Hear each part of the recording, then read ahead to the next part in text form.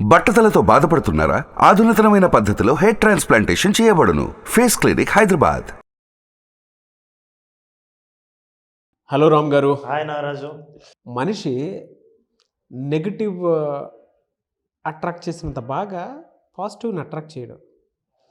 మనలో ఉండేటువంటి ఆ నెగటివ్ థాట్స్ ఎందుకు కంటిన్యూస్గా మనల్ని హాంట్ చేస్తూ ఉంటాయి? ఎందుకు వాటినే మనం ప్రతిసారి అట్రాక్ట్ చేస్తూ ఉంటాము? పాజిటివ్ని ఎందుకు చూడలేకపోతాము? అండ్ ఈ స్టేట్ ఆఫ్ మైండ్ ఉన్నప్పుడు మనిషి దాని నుంచి ఎలా బయటపడాలి? విజువలైజేషన్ దానికి ఎలా హెల్ప్ చేస్తుంది? నాగరాజు ఒక్క నిమిషం, అంటే మాట్లాడదాం. మనం ఎలాగో క్వశ్చన్ వేసావు. ఇందాక నువ్వు క్వశ్చన్ అడిగేటప్పుడు ఏదో ఇట్లా పెట్టావు, ఏదో ఒకసారి ఏదిలా ఒక మనిషి పాజిటివ్ సెన్స్లో ఉన్నప్పుడు ఎలా ఇచ్చేస్తాడు, ఒక నెగిటివ్ సెన్స్లో ఉన్నప్పుడు ఎలా ఇచ్చేస్తారు అనేటువంటి దానికి చేస్తామనేది. ఏ సార్ అంటే ఏలా నీ ఫోటో పోజ్ బాగుంది, ఇంకొకసారి సార్ అడిగిన క్వశ్చన్కి ఆన్సర్ సార్. చెప్తా ఒక్క బాగుంది. ఇందాక నాకు బాగా నచ్చింది అది ఫోటో, అంటే పోజ్ బాగా షూట్ చేసేటప్పుడు చేస్తారా? ఓకే, ఆన్ చేశారా? ఆన్లో ఉంది రామ్ సార్, ఇది ప్రోగ్రామ్. సరే ఓకే, మళ్ళీ చేద్దాం. సరే, ఇప్పుడు ఆన్సర్ చెప్పేనా? ఆన్సర్ క్వశ్చన్ మాదిరి ఉంది కదా క్వశ్చన్. నారాజు నెగిటివ్ కదా, మనిషికి నెగిటివ్ ఎక్కువ ఉంటుంది, ఎందుకు పాజిటివ్ మనం ఎక్కువ ఉంచుకోము అని. అయితే ఇది అయిపోతే నాకు కూడా నా మైండ్లోంచి ఆన్సర్ వచ్చేస్తుంది. నేను ఫోటో తీశాను, బాగుందా లేదా ఇది ఒక్కటి చెప్పి ఇదే కంటిన్యూ చేద్దాం మనం. అసలు నేను తీసిన ఫోటో బాగుందా లేదా, ఏది బాగుందో షూరా? ఎస్ మనం సరదాగా మాట్లాడడం మన ప్రేక్షకులకు ఇష్టమేనా రాజు? అది ఆ ఫోటో తీస్తే జనాలు కూడా తెలుస్తుంది నువ్వు మంచి ఫోటో చూస్తున్నావా లేదని. ఏది ఫోటో ఎలా వచ్చిందో చూపించు. ఏంటి ప్రేక్షకులు చూస్తున్నారా, వాళ్ళకి చూపిస్తున్నట్టున్నావు? అయితే కాదు సార్, అంటే నాదే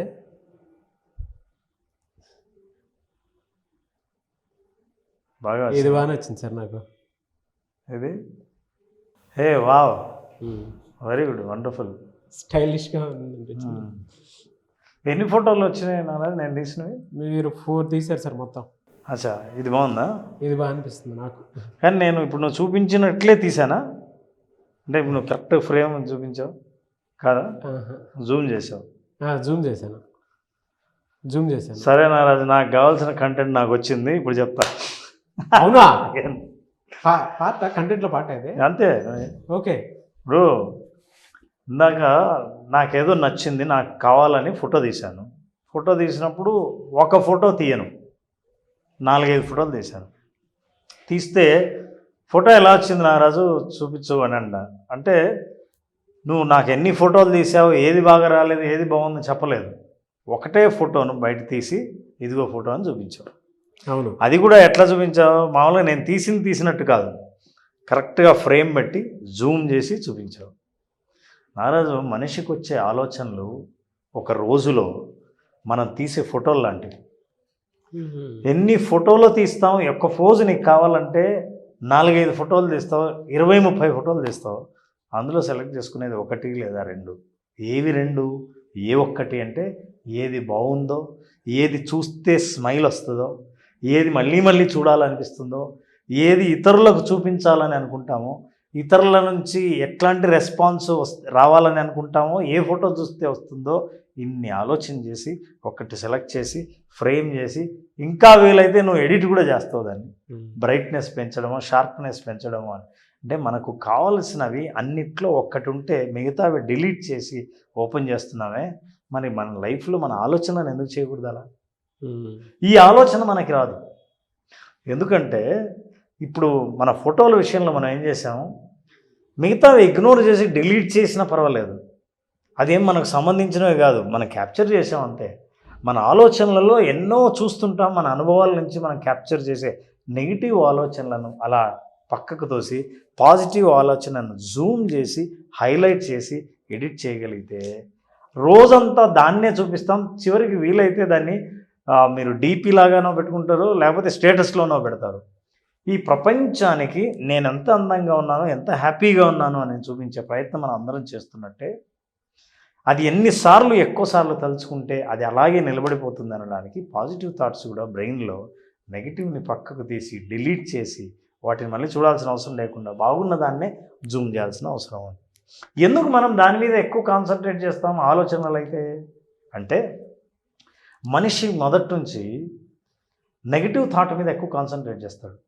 ఎందుకంటే బ్రెయిన్ ఏదైతే ఉందో హ్యూమన్ బ్రెయిన్ థ్రెట్ను గుర్తుపడుతుంది, ప్రమాదాన్ని గుర్తుపడుతుంది, బాగా గుర్తుంచుకుంటుంది, దాని గురించే ఆలోచిస్తుంది. ఎందుకంటే బ్రెయిన్కి ఒక జాబ్ ఉంది నాలెడ్జ్. దానికి ఎప్పుడైతే ఉద్యోగం వచ్చిందో బ్రెయిన్కి పుడుతూనే దాని జాబ్ ఏంటంటే ఈ బ్రెయిన్ ఏ బాడీలో ఉందో దాన్ని జీవించేటట్టు చేయడం, హ్యాపీగా ఇంకా బ్రతికుండేటట్టు చేయడం, బ్లడ్ సర్క్యులేషన్ బ్రెయిన్లో ఎప్పుడు కంటిన్యూగా ఉండేటట్టు చేయడం, అది దాని జాబ్ బ్రెయిన్. ఇది చేయడం కోసం నేను సర్వైవ్ అవ్వాలంటే, బ్రతకాలంటే ఏ ప్రమాదం నుంచి తప్పించుకుంటే నేను మళ్ళీ జీవిస్తానో అది ఆలోచిస్తూ ఉంటుంది.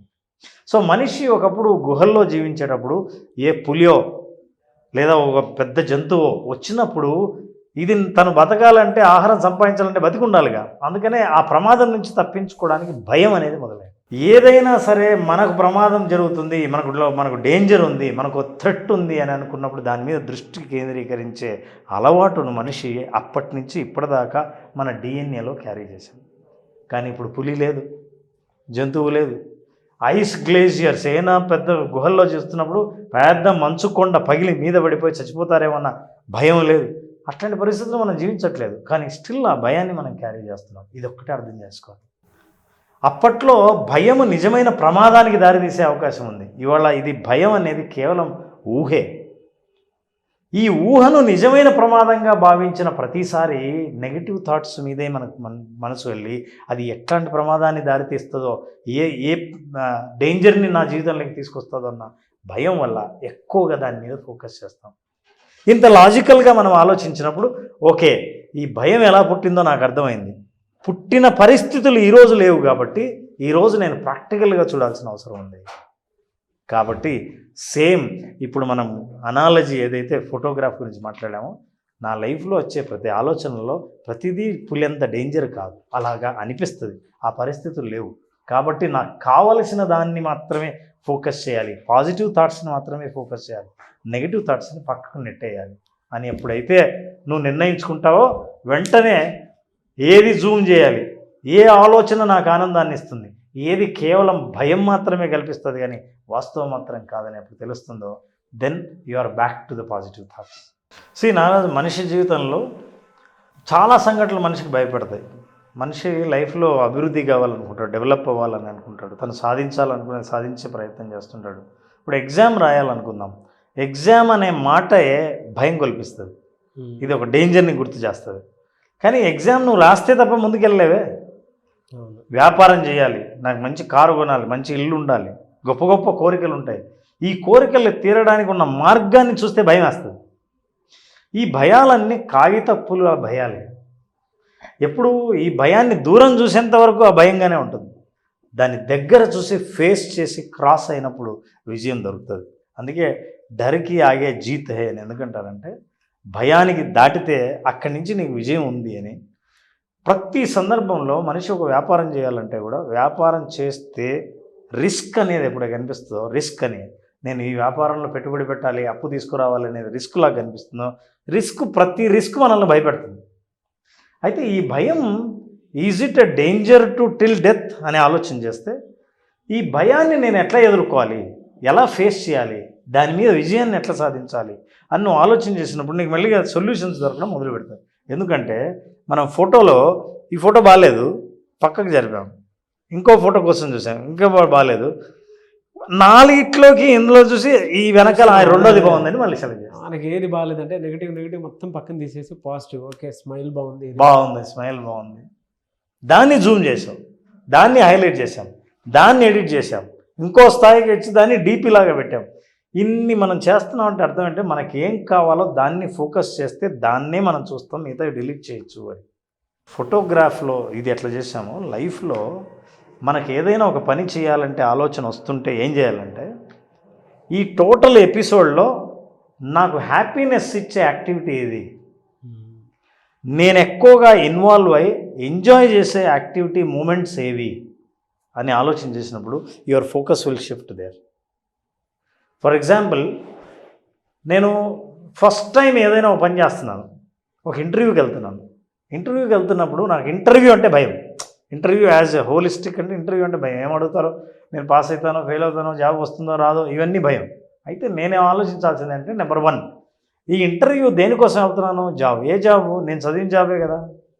నేను చదివిన దాంట్లో నేను ఎక్కడ ఎక్స్పర్టో దాన్ని ఫోకస్ చేస్తాను. నేను ఏది బాగా చెప్పగలనో దాని మీద ఫోకస్ చేస్తాను. ఏది చెయ్యలేనో, నాకు ఏది తెలీదో ఆలోచన చేశానంటే అది మళ్ళీ పులిలాగా కనిపిస్తుంది. కాబట్టి ఏం చెప్పగలనంటే, నా సబ్జెక్ట్లో నా టాలెంటు, నా ఎక్స్పర్టైజు, నా టెక్నికల్ క్వాలిఫికేషన్ ఏది ఉందో ఇవి నేను బాగా చెప్పగలను అని అనుకున్నప్పుడు ధైర్యాన్ని అక్కడి నుంచి నువ్వు డెవలప్ చేసుకోవాలి. మిగతా వాటి మీద స్ప్రెడ్ అవుతుంది. అప్పుడు అనవసరమైనవన్నీ డిలీట్ చేసి నాకు బాగా వచ్చిన దాన్ని మాత్రమే జూమ్ చేస్తాను. This is how people can come out of the fear. Negative thoughts నుంచి, మనల్ని భయపెట్టే ఆలోచనల నుంచి బయటికి వచ్చే అవకాశం ఇలాగే ఉంది. మీరు చెప్పిన యాక్టివిటీలో కూడా నాకు చాలా బాగా నచ్చింది. మనకి ఏం కావాలో అది మాత్రమే చూసేటువంటి గుణము, ఫోకస్ రెండు ఉన్నప్పుడే నెగిటివ్ థాట్ నుంచి బయటపడతాం. అంటే మనం ఎక్కడ బాగుంటాం అనేది మనకు మాత్రమే తెలుసు. ఎక్కడ ఫోకస్ చేసి చూసుకుంటామో దానికోసమే ప్రయత్నం చేయాలి. మిగతా అన్నిటిని ఎరేస్ చేసుకుంటూ వెళ్ళిపోవాలంటే. ఎస్. సో నెగిటివ్ మన దగ్గరికి రాకుండా ఉండడానికి మాత్రం బెస్ట్ ఎగ్జాంపుల్ అది. దీనికి విజువలైజేషన్ ఎలా హెల్ప్ చేస్తుంది సార్ అసలు? అసలు నిజంగా చెప్పాలంటే మన ఎగ్జాంపుల్ చాలా దగ్గరగా ఉంటుంది. ఎందుకంటే నువ్వు విజువల్సే చూసింది నాకు, బొమ్మలు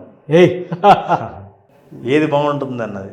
అయితే భయంలో కూడా మనం ధైర్యపరిచే ఇమేజెస్ని ఎలా క్రియేట్ చేసుకోవాలో మార్గం చూపించేది విజువలైజేషన్. విజువలైజేషన్ ఒక అద్భుతమైన టూల్. బ్రెయిన్లో నేను వెతికి నాకు కావలసిన ఇమేజ్ను సృష్టించుకోగలిగిన క్రియేటివ్ విజువలైజేషన్ ద్వారా నాకు ధైర్యాన్ని ఇచ్చేవి, పాజిటివ్గా కనిపించేవి, అందంగా కనిపించే వాటి మాత్రం నేను I can create it. Creative visualisation will help people create positive images. మంచి దృశ్యాల్ని, మంచి సంఘటనల్ని, మంచి అనుభవాల్ని ఊహించడం ద్వారా your brain chemistry and body chemistry will change. ఎప్పుడైతే ఈ కెమిస్ట్రీ మారిందో మనిషి ఆలోచనలు మారిపోతాయి. ఆలోచనలు ఎప్పుడు మారుతాయో భావాలు మారుతాయి. ఎప్పుడు భావాలు మారుతాయో అనుభవాలు మారుతాయి. పాజిటివ్ ఎమోషన్ బుల్డ్ చేయాలి. పాజిటివ్ ఎమోషన్స్ని బిల్డ్ అవుతాయి.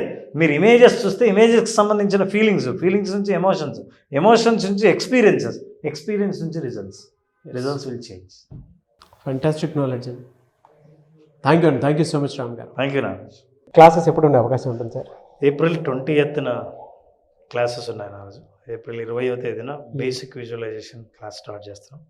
సో ఎవరైనా సరే ఇట్లాంటి నెగిటివ్ థాట్స్ ఉన్నాయి, నెగిటివ్ థాట్స్ పోవట్లేదు, ఎక్కువగా నెగిటివ్గానే ఆలోచిస్తున్నాం అనుకున్న వాళ్ళు ఎవరైతే ఈ కారణం వల్ల జాయిన్ అవుతారో వాళ్ళే చివరిలో చెప్పే కామెంట్ కోసం ఎదురు చూడాలంటే ఖచ్చితంగా ప్రోగ్రామ్ అటెండ్ అవ్వాలి. ఎస్.